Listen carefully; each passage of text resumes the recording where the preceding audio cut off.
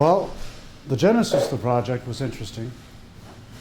I am conducting a long-term, in-depth study on conflict and peace building.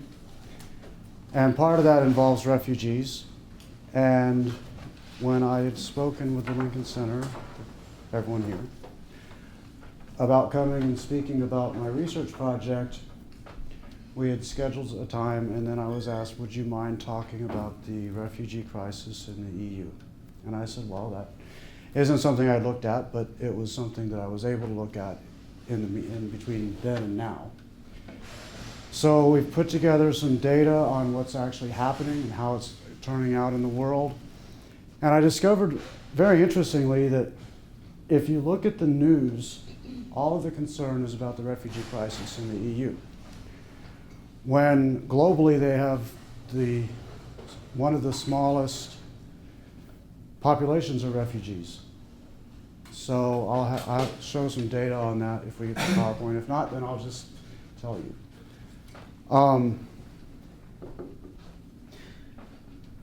That immediately raised some red flags for me. I began to wonder, is it the appropriate approach to be focusing so much of the world's attention through the media on the European Union when there's a greater crisis occurring elsewhere in the world?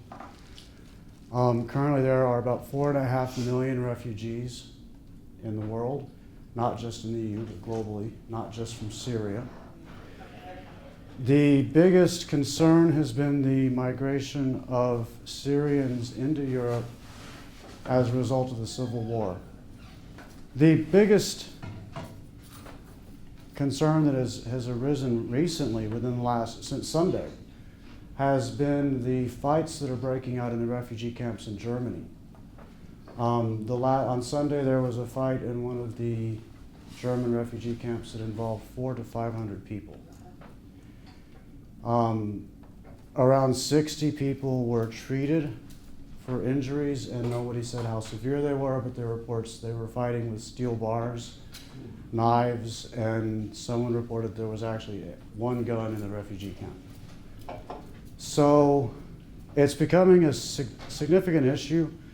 And then to make the situation worse, there have been anti-immigration demonstrations in Germany that have turned violent, where you would have a few hundred to 1,000 anti-immigration protesters turn out, and then in one case, 2,000 counter demonstrators.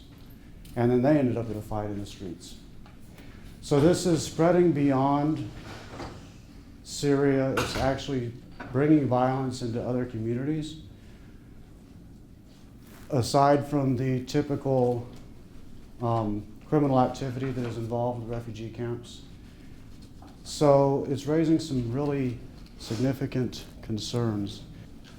I'm sorry, that wasn't 4.5 million. It was 43 million refugees in the world.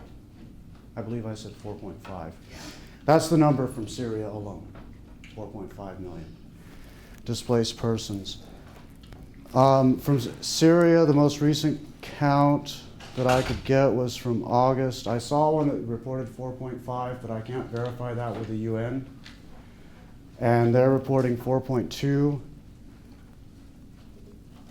There are 2.9 million Afghans displaced, 1.8 million Iraqis, 700,000 Somalis, 407,000 Myanmaris, 390 Colombians, and 390,000 Colombians, and 370,000 Sudanese. And these are the largest refugee populations in the world right now. Many of those are traveling to Europe. The pool refugees are considered there's two directions for refugees. There's the push, which would be the Syrian civil war for Syrians, and the pull, which is a better quality of life in Europe. So it's attracting a larger number. They can't get here as easily. The U.S. State Department has announced that we will accept 100,000 refugees from Syria in the next 12 months, which is a significant increase over the number that we let in total for the entire world. Normally we let in 130,000. And they've added another 100,000 Syrian refugees to that number for the next 12 months. The New York Times had an article this morning and said so far there's only been 1,800. I believe was the number. Right. The U.S. has a significant concern that there are four types of refugees, if you don't include internally displaced refugees. 4 types of externally displaced. There are the asylum-seeking refugees, which would be those fleeing the violence. There are economic refugees, which are those being pulled into Europe just for the fact that it's a better way of life, or into the developed world from the developing world. There are criminal elements, terrorists and smugglers. And then the 4th category isn't very often spoken about, and that is the victims of human trafficking. So what the US and the EU are trying to do is minimize the human trafficking and the criminal activity that are coming in with the asylum seekers. And I think at this point, we're not even considering economic refugees to be anything more than, once they arrive, illegal immigrants. They fall into the asylum seekers. Yeah. The asylum seekers are political refugees. Does that count the Sudanese, the people that are in the refugee camps in Chad and Darfur? These numbers are from the UNHCR, Okay. and they are inclusive of all registered refugees in the world. So these are only the ones that have gone into the refugee camps registered by the UN. Okay. Or been processed through them. I know that the human trafficking subpopulation is maybe less talked about, but how well do we actually have an idea of what percentage of the refugees are comprised of that demographic? I'm not sure that anyone has that data. Okay. I mean, it seems like it wouldn't, but I know that was an obvious. My assistant and I spent 17 hours searching for data and compiling it into something that was useful. So together we have 17 hours into what we have, and this is all we could find. Okay. And it's the most recent. It goes until August. So this will give you an idea of why we're calling it the European Union Refugee Crisis. In 2008, you had less than 30,000 refugees going into the EU. 300,000. I'm sorry, 300,000, yes. I counted the zeros. Yeah. In 2015, we're up to close to 800,000. So that's a significant increase. We're double what we had been, more than double. These are the sources. So the blue is 2012, the orange is 2014. So now we're up to over 50,000. These are other countries that we're seeing large numbers of refugees coming from. What's interesting, though, is the scale.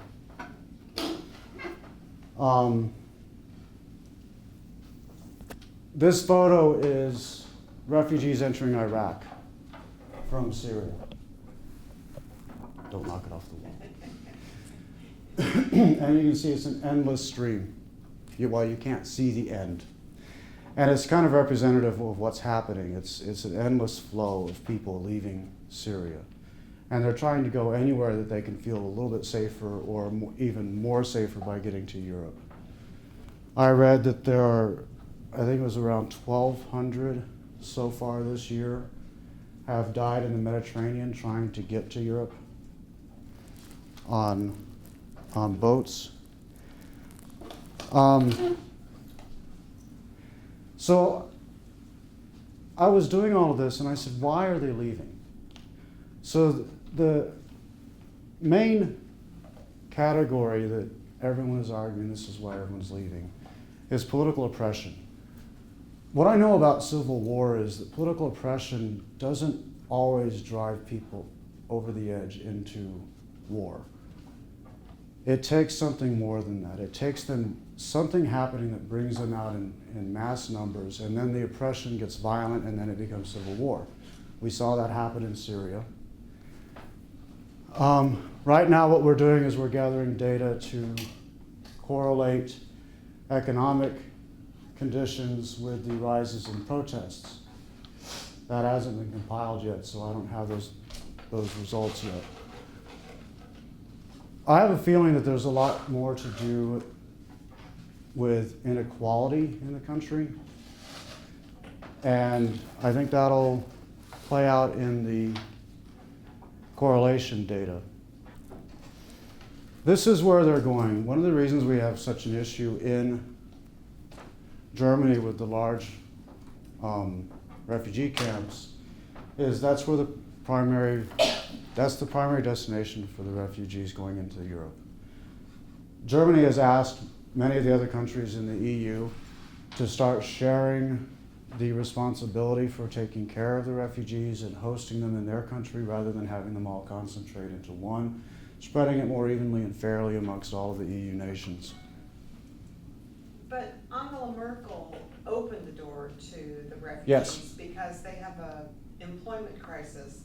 And one of the things I had heard was because the first refugees had the money to cross, to pay, they were the wealthy, educated Syrians, and those were the ones that Germany was recruiting or opening their doors to. And now that other people are coming that aren't of the same ilk, they're Right. getting ready to close the gates of Germany as well. And I think that's going to happen soon because of the violence that's breaking out in the German cities. There's a concern that the anti-immigration protests will become even more violent and become unmanageable for the government.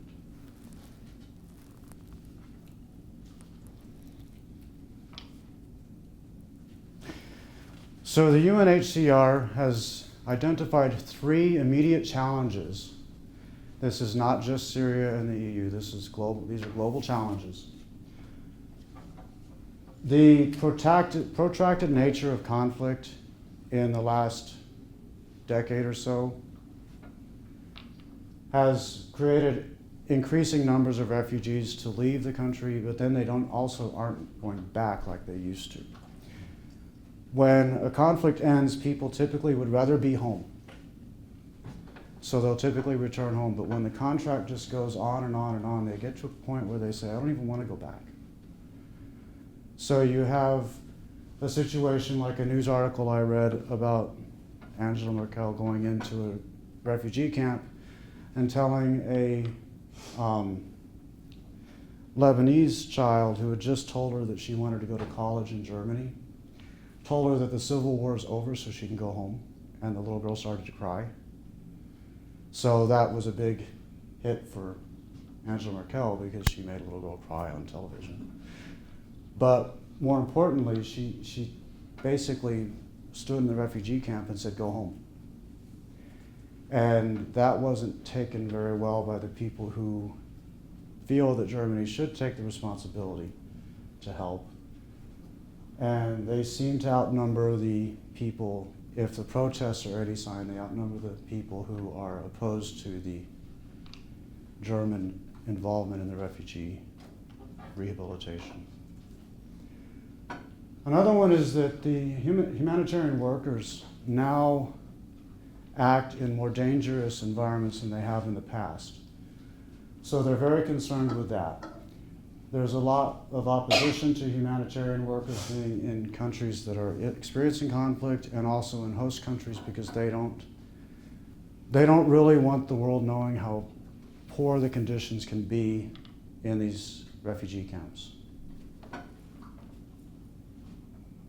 And then the other one is the erosion of the institution of asylum. With the different categorizations, there's only one category that is protected under international law, and that's the asylum-seeking refugees. The other ones can be returned home. They can be deported and sent back home under international law. It's not something that countries are doing right now, but that's not to say that they won't be doing it anytime soon. this is a broader graph showing all the EU countries and the numbers that they're taking in. So you see a lot of them down here at the 0 line of no refugees. And I just put that in for information to give you a scale of what's going on in the EU and why Germany would say we need someone else to help share the burden. So it's like Germany, the UK, the Scandinavian countries are taking the bulk. Yes, Austria, and Italy. Belgium, Italy. and Greece. Yeah. Yeah. So Germany, France, Hungary, Italy, and Sweden. Thanks.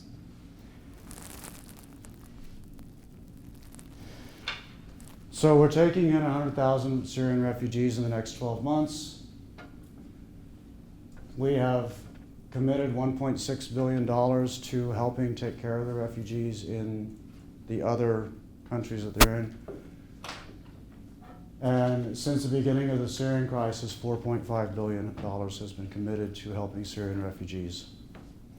It's the largest commitment in the world. And there's an argument floating around the world that the United States is responsible for the civil war in Syria. Therefore, we should be taking the greater proportion of the refugees. On what basis? Why are we responsible? They're arguing that the civil war was fomented by the U.S. to oppose the regime, but there's a lot of different aspects to that. This is just what's being said in the world. It's not necessarily accurate. There's this idea that we backed the government with weapons, so we were responsible for some of the oppression. The Russians backed the rebels, they're responsible. So there's a lot of back and forth about who's responsible for the crisis. The important thing to focus on, though, is that there are human beings who are experiencing this crisis. I think laying blame is less important than actually doing something about it. So there have been fights in the refugee camps, I already mentioned that. And right now in Germany, they're talking about segregating the refugee camps into the Christian population from Syria and the non-Christian population from Syria. That's one of the issues that has caused some of the violence in the refugee camps is the close proximity of the two populations without any rules or laws to keep them in control. And as I mentioned, the anti-immigration protests. So I began by asking this question: should the focus of attention on the crisis be on the EU? Turkey has 2.1 million Syrian refugees. Lebanon has 1.1 million, Jordan 600,000, Iraq 246,000, and Egypt 128,000. The EU has less than 100,000. It was 80,000 refugees in the EU, not 800,000. So Turkey's actually carrying the brunt of the crisis. And there's very little talk about what's happening in Turkey. All the focus is on the EU. You could also argue Lebanon is carrying a huge burden because it's such a tiny country. Yes. I mean, every other person there is now is a Syrian refugee. It's completely changed the culture, the economy. Right. Unlike Turkey. So these are what I brought up as talking points. So now I'm going to say, what's next? What do we do? How do we solve this issue ethically?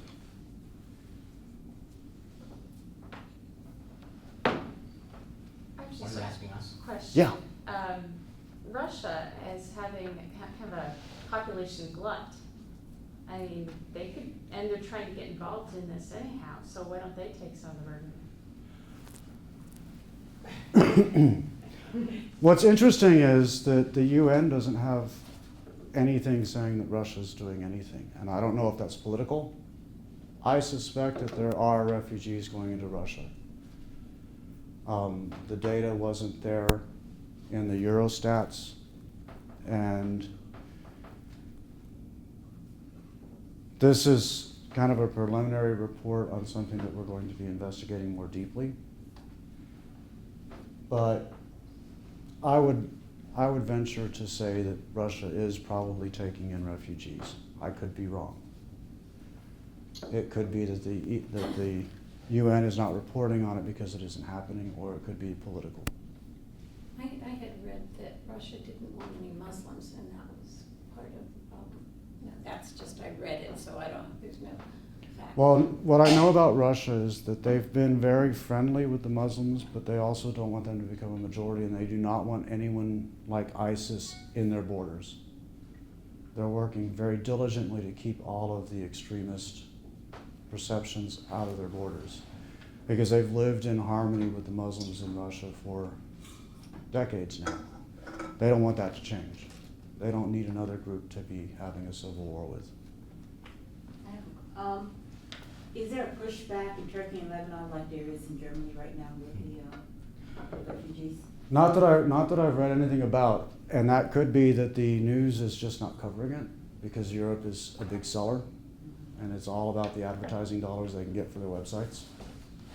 So knowing that, it could be that it's just not being reported on. I think there have been some things more like Turkey and Lebanon saying, we need some help. I mean, we're at capacity and somebody else has to step in. I don't think that they're refusing people yet, but I think they have suggested they're at capacity. And they're not fighting like they are in Germany against refugees coming in. That's what I meant, like, you know, how The you violent say it, the violent anti-immigration yeah. protests. Oh. No. I think there's such a overwhelming number of immigrants that are refugees. With 2.1 million guests, you probably don't want to make your guests angry.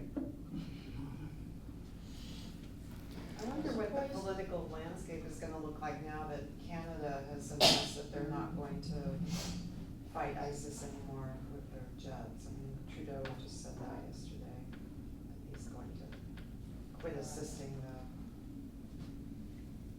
the bombing of ISIS. So there are a number of ethical issues involved here.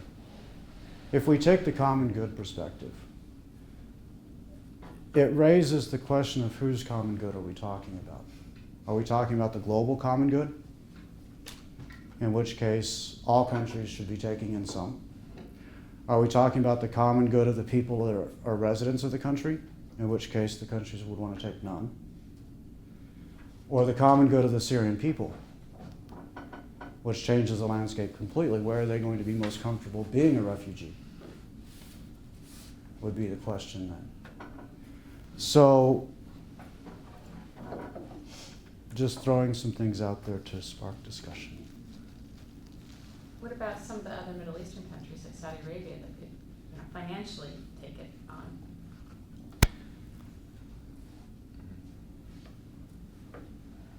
They've been markedly silent. Just like I was, just now. No, my brain was thinking of the countries that are bringing in the construction workers from places like Syria and Iraq and Afghanistan. And they have quotas. So they may not actually even consider taking in refugees because they're not going to be productive members of the society. And many of the people who come in as construction workers in some of the countries live in what are essentially refugee camps as part of their job. So expanding that, especially in countries that have very little real estate and very wealthy populations, they're probably not even going to consider it.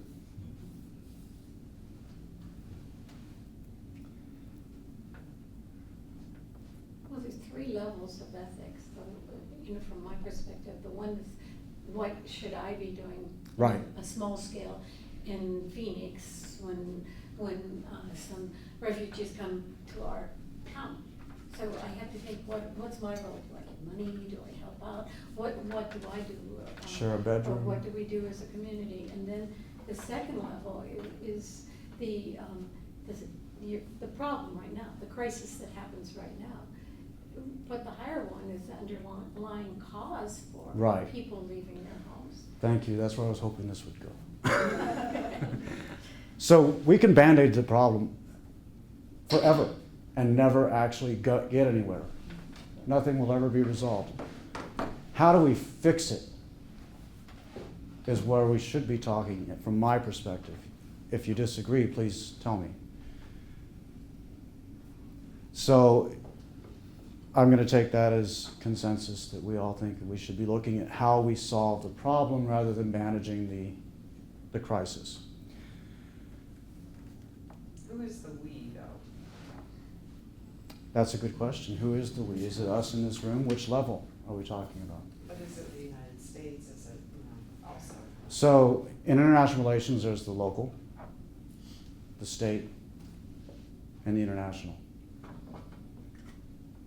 My own perspective is that this is an international crisis. It's a global crisis. It should be addressed at the international level. But that doesn't mean that there's nothing for the other levels to do. So the countries should be doing something. The individuals should be doing something. And I'm throwing out a very loaded term, should be. So I'm going to ask again, what is a solution? Here's what we can do in this room. We can talk about the crisis, we can talk about the causes, but until we start talking about solutions, then we're not really ever going to go anywhere. We're just bandaging the problem. So what can be done? And at what level?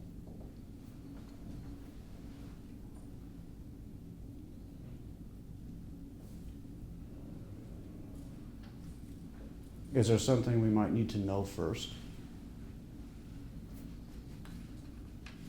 Part of it is there's so much ignorance going on around that creates crises within crises.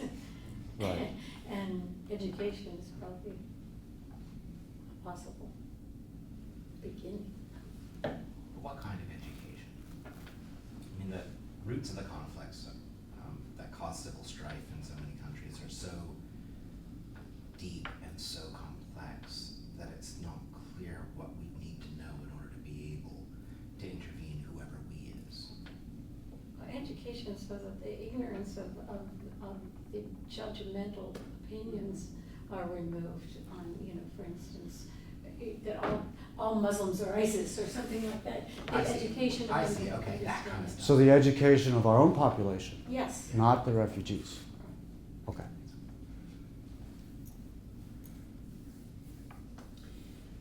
But there are religions, and not just religion, but I'm going to pick on religion because you said Muslims. There are religions who steadfastly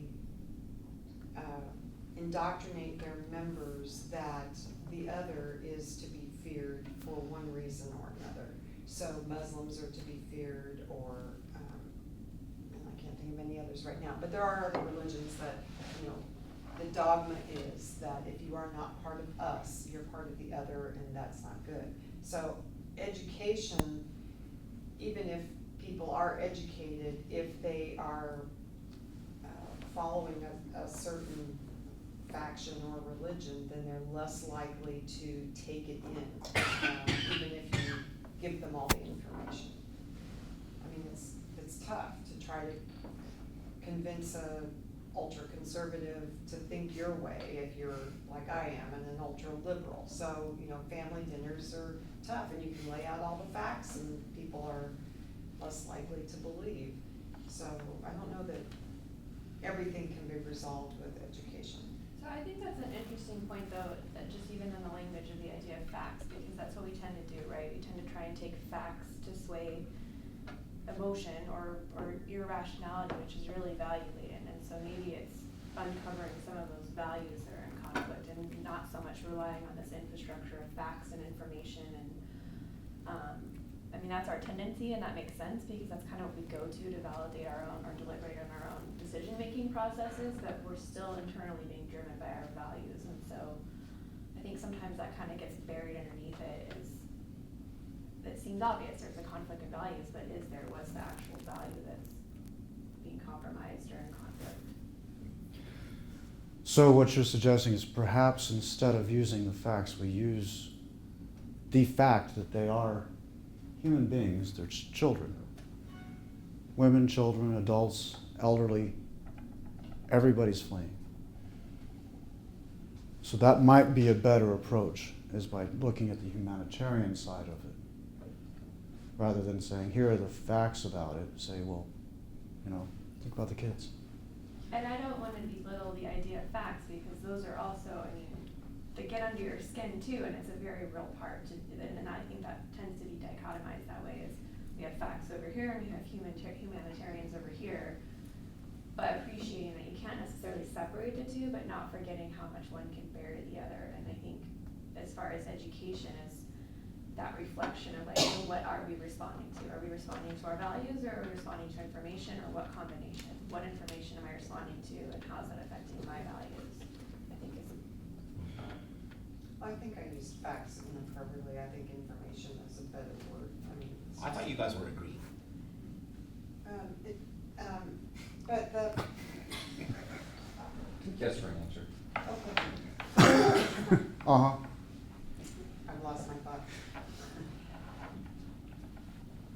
So I'll question the premise that I would say we have no capacity to solve the root problems. We can't solve the conflict between the Palestinians and the Jews in Israel. We can't solve the conflict between North and South Sudan. We can't solve the Assad declaring war on his own people and ISIS being involved. We can't solve that problem. So all these problems are going to be givens now and forever, these kinds of problems. And it's our responsibility as human beings to make sure that those people who are innocent victims of those stripes that are going to be with us forever, that we deal with them, that we help them as much as we can, that we try to relieve suffering.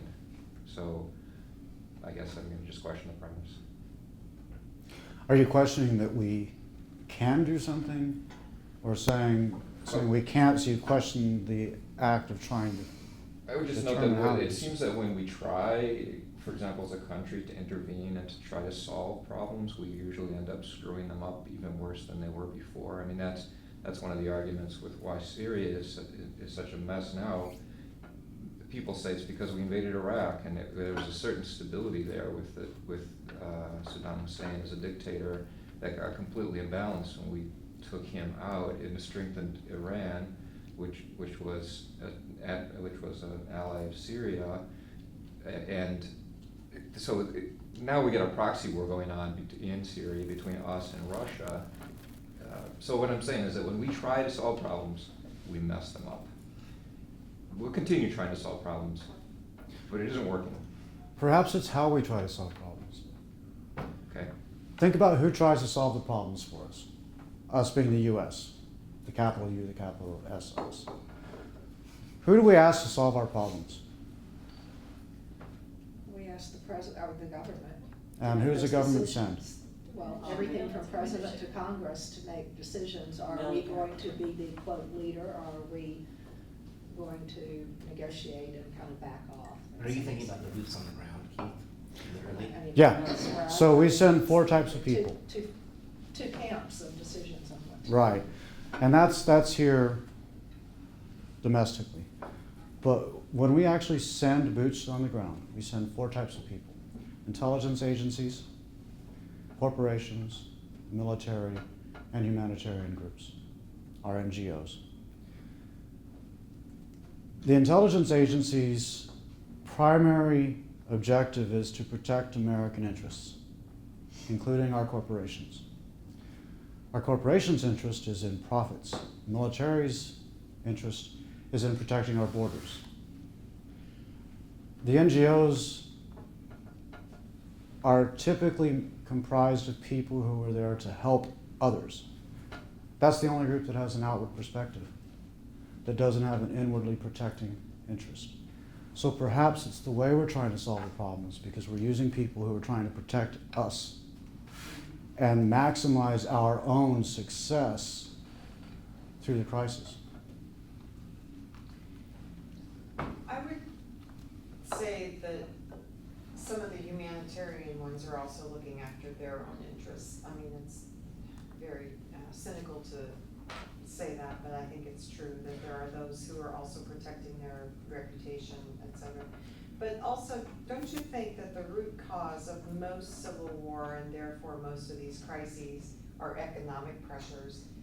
Because if Saddam had been in there, the economy was pretty good. China, for all of its undemocratic behavior, had been having a pretty stable economy and no strife, which of course they're squelching anyway. But I think economic issues are probably the major cause of these things, and yet we have people in the US that we are not taking care of economically. So for us to go out and resolve someone else's economic issue, I think is, I don't think it's behooves us to do that when we aren't taking care of our own. But I think we can take care of our own here, and that's the difference. That we can, and in countries that have these economic problems, they can't, and they're not. I think we're not either. I would yes, say go I know. out to an Indian reservation and see how we're taking care of it. I know, but I'm saying we do have the ability to do it. We're just not doing it. That's a whole different issue, that we're not doing what we should do. But doesn't mean that we can't take care of them, we're just not doing it. But then I look at Darfur, because I do a lot with Darfur. Their government's not going to. It's not that they can or not. They're, and they won't even let humanitarian workers in their government, in their country, to help them. Right. That was the slide about the crisis of humanitarian workers, the threat that they're working under. So, in my research on conflict, and I focus on civil war. So far, I have not found a civil war that you cannot trace back to inequality.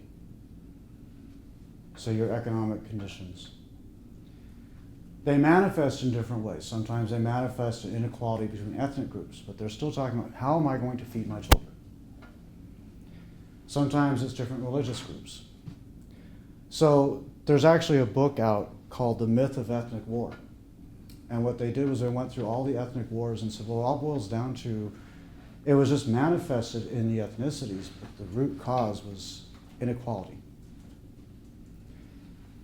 So you could say the same, you most likely say the same in what we're considering religious wars.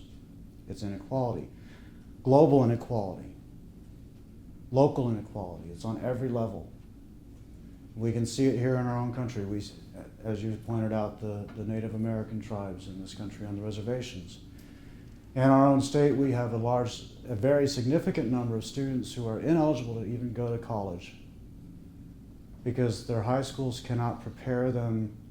They don't have the funding to offer the classes that they need to get college admission. So they have to take an intermediate step in the community college to even come here. There are places in this state that can't take online classes because the internet that's available to them isn't at a capacity where they can even log into Blackboard. So the economic opportunity is theoretically there, but functionally not. And then take that to the global scale. It's even worse. It's even more concerning. So the big question in the world right now is how do we fix this problem? And I think that that's what philosophers have been wrestling with for a couple centuries now. So I'm suggesting that maybe in this room we can come up with some beginning steps. You're smarter than Plato. I believe in us.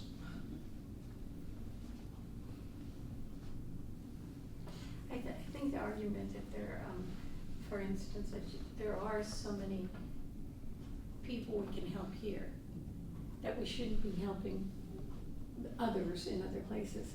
But you know what? We're not going to help those here anymore, whether we do or don't help those people outside there. It's not like we say, okay, well, I'm not going to help the Syrians, so I'm going to come back here and work hard with Indians. We don't do it that way. So One of the reasons that we have a challenging time with that and that we can actually put money outside of the country more easily than we can inside is from international trade agreements.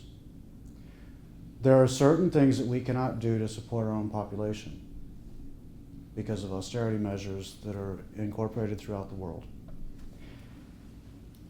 But you can put money into foreign aid and hire your corporations, use the military, put huge defense budgets in place, and then hire as much of your population you can into that industry. Because defense is the one category that is not covered in any international trade agreement. It is an unprotected category, so we can put as much money into that as we want. So one of the strategies that the government has taken is to say, and governments all over the world do this because it's an unprotected category, they put huge sums of money into the defense industries. And that's following the theory of trickle-down economics. Well, you put it into this one industry, it'll trickle down to everybody because they're going to be buying more stuff and everyone's going to be better off. And then foreign aid, we can put money into that and hire our own corporations, which are hiring people. And then we can fund NGOs to deliver that foreign aid, who are going to have paid employees as well as volunteers. So the idea is that's one of the few areas where we can put money that isn't protected in international trade. However, if we start doing things that support our own populations, we're violating trade agreements. The same countries who we're telling you cannot have this support for your farmers, you can't guarantee you're going to buy all their crops at this price every year and give them the money for seed without charging them interest, those countries are going to complain when we start doing it. Does that make sense? So I just had seen this article not long ago that we only put about 1% of our federal budget into foreign aid, which calculates out to $50 billion a year, which is still the top donation of foreign aid, and yet it's only 1% of our budget. So I don't know that we're calling it foreign aid. Maybe we are doing it under the table, like you suggest, with military in order to send. A lot of the primary assistance that we provide is through the military, because, and there's actually a logistical reason for that. For instance, I was doing research on a project that we were supposed to implement in Haiti to develop an early warning system and a disaster recovery system.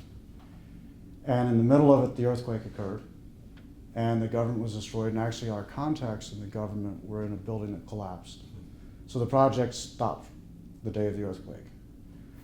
What happened though was the military was able to get in because they had ships that were able to get there. They had the technology to drop in and provide the initial recovery efforts. So that's where a lot of that budget goes. We call it foreign aid, but it is still filtered through the military. The military is there to protect the U.S. aid workers. Is that part of the 50 billion or that Mary's citing, or is that independent of the 50 billion, what counts through the military? I would assume that that's part of our 50 billion foreign aid. So like when the military builds a school, what is that money counted as part of the military or part of the 1%? What do you mean When they go into, we always see on their advertising about helping build schools and things like that. Where is that counted as a foreign aid, or is that counted as part of the military's budget? From what I understand, it counts as foreign aid if USAID is involved. And if it's building a school, USAID has a hand in it. And the manpower they're using is just the military? And yes, the military provides the labor. They're already paid for, you don't have to pay them. They're already earning their $30,000 a year. And their VA care. Yes, With black. and their college fund. That's what I thought you meant when you said Yeah, that's, soldiers going to school. I thought you meant No. the college fund. no, I meant Yeah, building schools. that was Yeah. why I asked. Yeah. So I guess we still haven't answered your question about what we can do, because we're skirting it, because I think it's a very difficult question. It's a very complex question. So the first thing we need to know is what is the real cause of the crisis in Syria? Was it because the Assad regime was oppressive? Or was there an underlying issue that just manifested? So for instance, a portion of the population was having a harder time feeding their children than another portion, so they go out and they protest. Someone else protests, counter-protesting. Then the government gets involved, tear gas comes out, they break up the protest, more people come out the next day. It builds, this is how civil wars start. They grow, counter-protesters, pro-government, anti-government, it gets more dichotomized, and then it becomes extremely dangerous when you have extremists get involved. Because then they're manufacturing additional dissent that didn't exist before. And then that can mask the root causes. And I think that's what you're seeing when ISIS got involved. It became significantly more violent. And now people are saying it's a Christian-Muslim conflict, whereas last year that wasn't even a consideration. Now they're talking about segregating the refugee camps by religion, which would probably cause even more problems. So the first step is to know exactly what happened.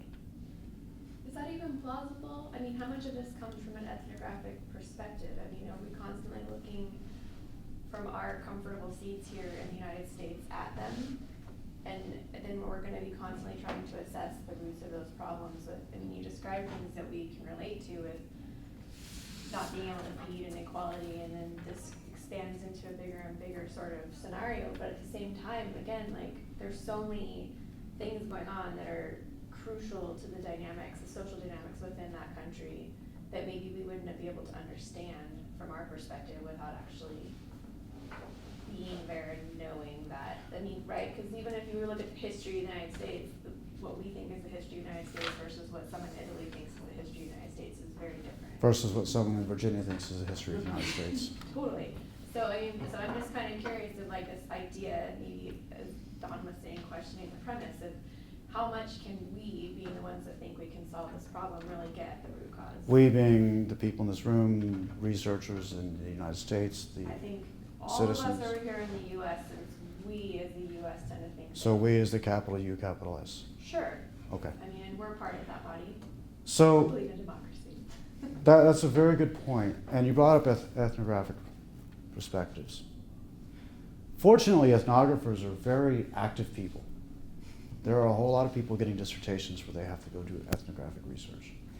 So for decades now, we have had people in countries all over the world collecting ethnographic research. That doesn't often go anywhere. So they do their research, they write a book, and they're done. The next step is to... Maybe they write a book, unless they're teaching 5 and 5. Yeah. Hopefully they wrote a book. That's what I'm counting on, is that they wrote a book. So one of the things in my research project is I run statistical data, and then I do what's called a qualitative metasynthesis, which brings together all of the ethnographic research for a 50-year, 20-year, whatever I can get, the maximum amount of history I can get, as close to the current day as I can get. And you compile all of that ethnographic research at village level, family level, everything you can get, and you survey those reports for information that can be fed in with other reports so that you can build a bigger picture of what's going on in a country. So it's employing the ethnographic research that's already been done. Ethnographic research takes anywhere from 1 to 50 years. Right. I have a Zapatista expert who spent 50 years in Mexico writing books on the Mayans and Chiapas. Extremely valuable information when they became revolutionaries. Because I had a history of how it developed through her and her students. because her students went and did the same thing. So about 12 researchers in total went and spent significant amounts of time in one place before it became a conflict. They were there when it became a conflict, and they've been there since it became a conflict. So that's a lot of very valuable information. When you can compile that information and then couple it with the economic data, the political data, the data that you can run statistical analyses on, you can build a better picture than just saying, here's the numbers. I started in economics, and it was interesting to me that we could run all these numbers and never consider the human aspect, something you brought up. So I went into political science, because that brought in the human component to the economic data. And then I went and did one that brought in sociology and anthropology, because I was doing the ethnographic studies. I was studying ethnographic studies. So I think what it's going to take is a much more holistic approach, because the situations are so complex and there's so much to look at, that it's going to take multiple research designs brought into one research project to actually figure out what's going on in order to find the root causes. And that's just the step of finding what's going on. Then you have to develop the solutions. So it's all extremely complex, and I'm not at all surprised that we couldn't just say, oh, here's the answer. My students are awesome at this. Oh, I know what to do. And they have some really good ideas sometimes. For instance, a class that I had yesterday, one group proposed that they bring people in and build factories for them to work in and put them in camps next to the factories. And I thought, well, what does that sound like? Another student said, well, that sounds like slave labor. I said, okay. And the other group said, well, we're giving them money. We call it indentured servitude. So they come up with these really crazy ideas, and every once in a while you'll have someone come up with one that's really good. And one of the groups said a really good solution was, he went and looked on Google and he said, there's all these islands off of Greece that are empty and for sale. So why doesn't the world buy them and say you can move there? And I asked them where that had been tried before and what kind of problems that caused, and they couldn't come up with anything until my Jewish student said, Israel? And very timidly. And so, crazy ideas, but maybe there is something there that can be useful. We won't know until we actually know what the causes are. Then you get back to the same situation with solutions like that, is people would rather be home. They'd rather be at their ancestral home, typically. I feel like that's something often Americans can't relate to, though. I mean, there isn't that sort of ancestry that has that pull of, I mean, there's comforts, we definitely have our comforts, but for there to really be a heritage, I think that's absent in comparison to some of these other countries. And perhaps the people who do feel that way have left. Right. They're living in Costa Rica. Thanks very much, Keith. Is that it? Yes, appreciate it. Thank you. And thank you all.